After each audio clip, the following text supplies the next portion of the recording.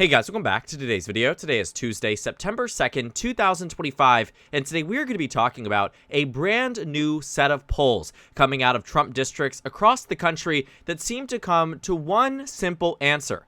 Donald Trump is not as popular as he was in the 2024 presidential election, and Democrats are starting to have the upper hand in many of these districts as Democrats look to potential pickups in the 2026 midterm elections. The hyper-focus of today's video, and the reason why I'm making it, is because this data point was released from Public Policy Polling, a firm that typically does Democratic campaigns and does more niche and interested groups like congressional districts, whereas many other polling firms and polling organizations decide to do statewide races, and in some cases national polls. Oftentimes it is hard to get congressional district polling due to how narrow the scope actually is, but arguably some really good quality data out of Pennsylvania's 8th congressional district that shows quite an interesting race for the 2026 midterms. Now, what we know is that on the national stage, where Donald Trump won on the national popular vote by about 1.5 points in the last election, Donald Trump is now unpopular. And he actually was unpopular in the 2024 election, but to this point today, it is certainly to a higher degree. And thinking about what this means for 2026, every single midterm election is always a referendum on the president, barring major exceptions. In 2002 was the last notable major exception where we saw that the attacks on the Twin Towers, 9/11, really nullified a lot of the criticisms of President Bush, skyrocketed his approval rating to 94% the day after the attacks, and it withstood its test of time through the 2004 election to a point where he easily seemed to have won re-election at that point. The most recent time where we can really see that the momentum really shaved off for the opposition party probably was in 2022, but ultimately the outcome was that Republicans did in fact win House control. The point that I want to talk about today really does come back to some of the data that we actually looked at back in February of 2025. I don't know how many of you guys really remember the time where we talked about the early polls that had been released under Donald Trump's second term, but roughly a month after Donald Trump's inauguration, Tony Fabrizio, who is Donald Trump's pollster in the 2020, 2016, and of course 2024 elections, came out publicly and said that Republicans are going to face a lot of backlash, and started to warn the White House and Republicans across the country that some of the decisions and the way at which Donald Trump was maneuvering the Oval Office was not trending with the way that the American public wanted to see the implementation of many of the policies they had voted for just 4 months prior. And it didn't really change. Fabrizio came back in June of 2025 and July of 2025, consistently releasing different data points from Trump districts where, you found the average vote in many of these districts that Fabrizio had done polling in was Trump plus 4 Democrats were leading in the generic ballot, and we're seeing it happen again. This Pennsylvania 8th district data point today comes from a district that Donald Trump won in the last election by 9 percentage points in the presidential race. Trump defeated Vice President Harris in this race by 9 points, and today, Democrats lead in the generic ballot amongst the same electorate. And thinking about what this means, it isn't that Donald Trump has plummeted in approval in these districts. Yes, he is unpopular, but ultimately, in terms of favorability rating, an overall net -1 point. In terms of job performance, -2 points. But Democrats yet still lead by 3 in the generic ballot.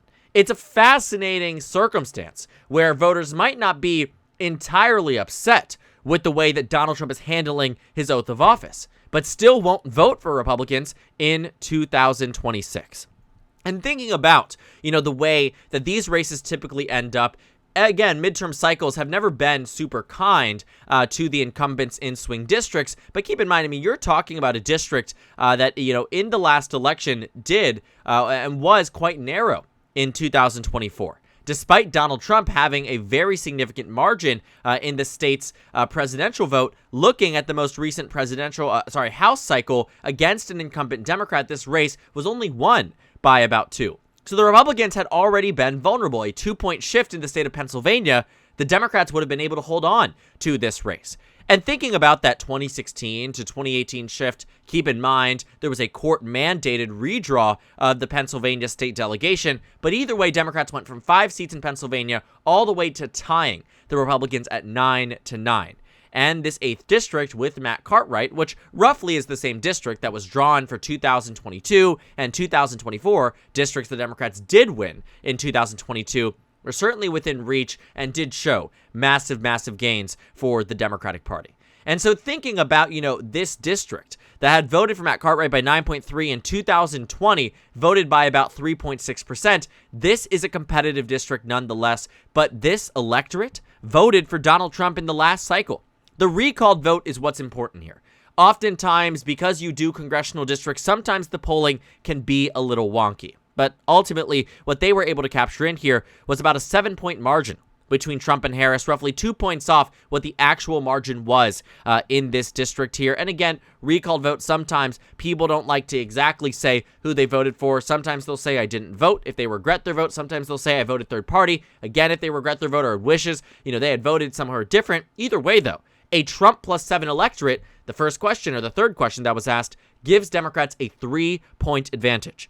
And a Trump minus 2 electorate on approval voted for Democrats by 3 in the same exact survey. And I know it feels a little weird, but we're starting to see this really populate all across the country. Fabrizio has a bunch of different, points here, but that one from back in July that we covered extensively, how Fabrizio went to 28 of the most competitive House districts across the country and gauged sentiment, gauged support for the president, and found that voters were souring on Trump. And I don't think you need Fabrizio to tell you that. You can feel it in the energy, the same energy that ushered in Democrats in the 2018 midterm elections. Regardless, though, the data is clear. Donald Trump is not bringing Republicans across the finish line. He was someone who was able to bring himself across the finish line. Donald Trump, surprisingly or not, I don't think we should be surprised a decade into his near-complete dominance of political conversation. But the point is that Donald Trump has largely been immune to a lot of the conversations and the scandals and the negative approval ratings that other Republicans are often weighed down by. And what 2018 showed, specifically in Pennsylvania, was that right to the lead-up of the 2018 midterm elections, Democrats won a district that Trump won by 20 in 2016. So don't even think about a district that Trump won by just 9 in 2024, already showing signs of switching in favor of the Democratic Party. It's not really that shocking. The type of people voting in a midterm election are going to skew significantly more left than the 2024 electorate. And even the 2024 electorate is starting to skew left. This is what happens when voters in swing districts don't like the decision they made in the previous election. This 9-point margin in Pennsylvania's 8th district won't account for the entire victory in the state of Pennsylvania. But had it gone in the way it did in 2020, where you were finding that, Biden was down 3, Shapiro actually ended up winning this seat by 7. But the point is, Fetterman 2022 is a better example where he's winning the same boundaries by 1, wins by 5 statewide. Right, Shapiro's winning by 10, wins by 15 statewide, about a 4 to 5 point shift, same to what you're seeing on the presidential level. But this district played a huge part in Donald Trump winning in the state of Pennsylvania. And what I think it represents isn't just that Pennsylvania's 8th is upset. Fabrizio has been waving this huge red flag for a while for Republicans that it's happening and populating all across the country. That it's not just here in Pennsylvania, and it's not just in an estranged special election. It's not just Iowa. It's not just Florida. It's not just Virginia. Every special election can't just be all coincidentally having the same exact thing happening without it having any meaningful effect on the 2026 midterms. And that's what this data is really revealing. That yes, indeed, Republicans are becoming more unpopular in their own districts.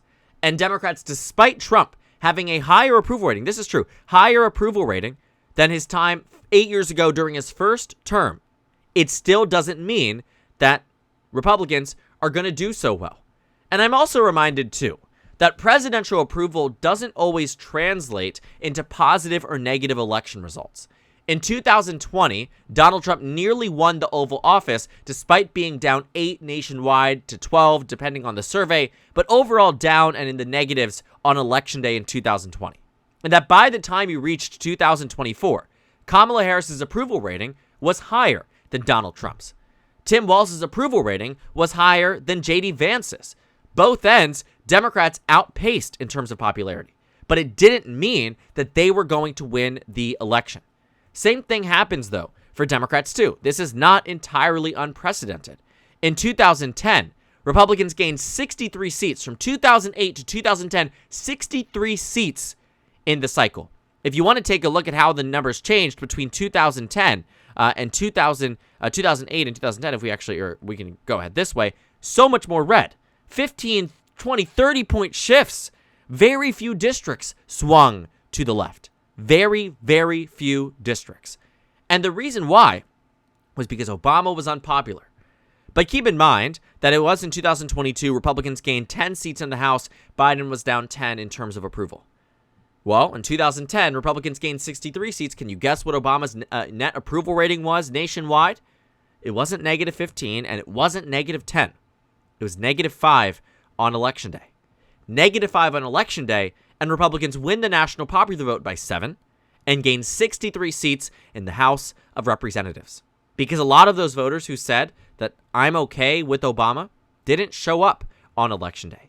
He had the broadest and most expansive coalition Democrats have seen in the 21st century in 2008, and 2 years later, turnout plummeted, and Republican turnout maintained itself. And so those who were actually voting, even some of these, Democratic gerrymanders that were drawn to be the most extreme, lost. You can see the way some of these districts were drawn, even with incumbents that ran unopposed in Obama's home state. Nonetheless, think about that. So when we look at these numbers here, I'm actually not that surprised. Unlike where it was 8 years ago, where I do think Trump's approval rating was largely indicative of where many of these voters were going to go on the nationwide level, what I think a lot of these special elections have shown that despite Trump's approval rating being higher than where it was at this point in the first term, yet Democrats are somehow outperforming and outpacing where they were at this point in the first term. Keep in mind, in 2018, in the lead up, despite Democrats flipping districts like these, they only flipped one House seat. But the overall shift here in terms of outperforming Hillary Clinton was by 6 points on the overall net average. Today, as it stands, Democrats are outpacing Harris by 13 points across special elections. And so while 2018, I think, was a great year for Democrats, and I think the House map of 2018 will probably look a little bit similar to that of 2026, maybe even a little bit more bluer in 2018, because the House maps were drawn in a way that it made it conducive and possible for that to be the reality. But again, getting back to this point, thinking about what this data is showing, even though Trump may not be this, universal enemy for both sides of the aisle, and Republicans are distancing themselves and Democrats are attacking like they were 8 years ago, Republicans are absolutely still vulnerable. And that's what these data points show. That even in these cases where Republicans might have had and continue to have, that in that recalled vote, the upper hand in terms of how many of these voters in these districts voted for Trump over Harris, when it comes down to 2026, there are voters absolutely who say, I have a favorable approval rating of Donald Trump and I voted for him in 2024, but I think Democrats are needed at this point. And it sounds rare and it sounds extreme. And it's not a huge portion of the American public. But often elections are decided by that 5% that does vote weirdly and does vote back and forth between election to election. And what this is telling us is that 2026 is going to be quite good for the Democratic Party. Because if it stands this point, more than a year out from the election, and Democrats are given more lead time and more money and more fundraising opportunities, and Republicans start to see that their numbers are wiltering across the country. It isn't just in Pennsylvania's 8th district. You can find it everywhere and anywhere. And these results tell us that while it is not a done deal, the Democrats will win House control in 2026. It is damn near reality at this point. The Democrats have a very strong chance of doing so. And that every single data point that we are seeing, even the ones that might show a higher approval rating for Trump than where he was 8 years ago today. Crazy to think about, but yes, that far back. We are at this point looking at it from the broad strokes across all these districts, across all these states, and on the national level. Democrats are in a good position. It's not amazing, and it's not at this point where it's locked in and set in stone, but it absolutely is a better place than the GOP, who looks like it's losing support in many of these districts, including ones that backed him by 9 points in the last cycle. And all Democrats need coming off the last House elections is a total of about 5 seats from the Republicans. And chances are they'll get at least that. So thank you guys so much for watching this video. Make sure to comment down suggestions below. Subscribe on the left if you haven't already, and check out the Instagram and Twitter. At the bottom left of the screen, there's also a Discord server for you to go ahead and join. On the screen, there's a video for you to watch, and then a playlist for my 2026 House election analysis videos. Again, thank you guys so much for watching, and I will see you all later today.